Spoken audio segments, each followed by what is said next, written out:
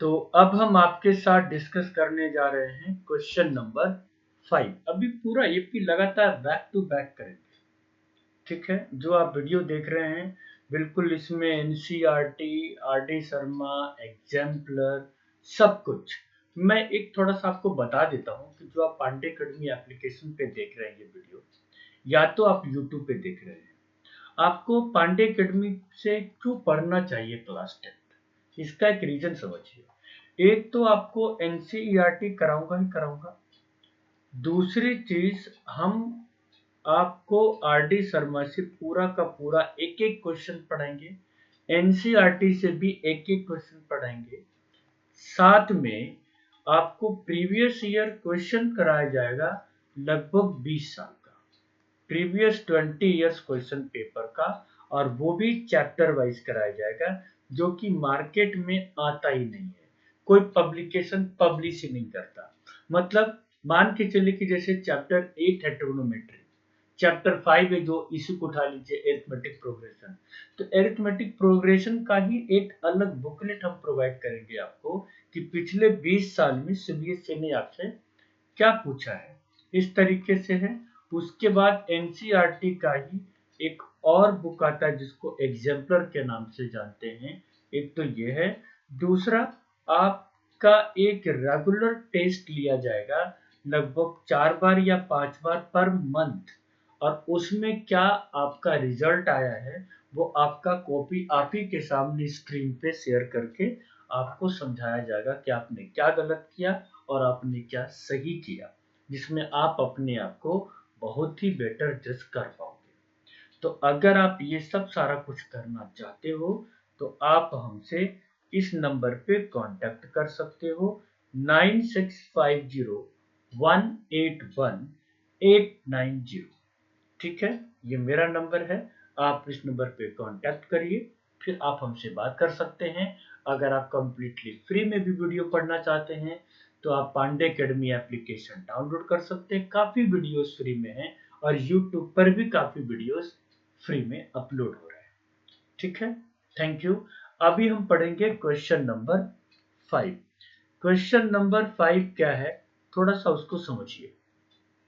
ये कहता है the first term of an AP is 5। AP का फर्स्ट टर्म दे रखा है 5, last term is 45.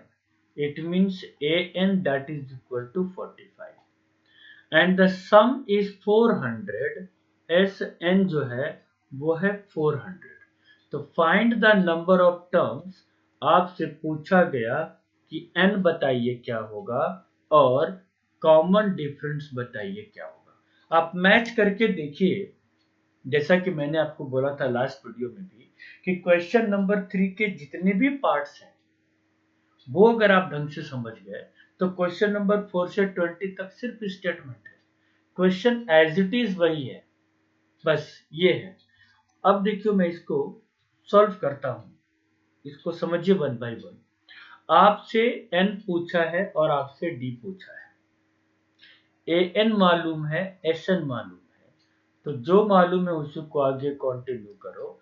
Last term है 45 an, this an can be written as a plus n minus 1 into d is equal to 45. a की value मालूम है 5 plus n minus 1 into d is equal to 45, तो n minus 1 into d is equal to 40, इसको equation first suppose कर लो, पहली बात। दूसरी बात जो Sn है, क्या मैं लिख सकता हूँ Sn इक्वल टू 400, क्योंकि क्वेश्चन में गिवन है। तो सम ऑफ n टर्म्स का फॉर्मूला क्या होता है जी, n/2 into 2a plus n minus 1 into d that is equal to 400।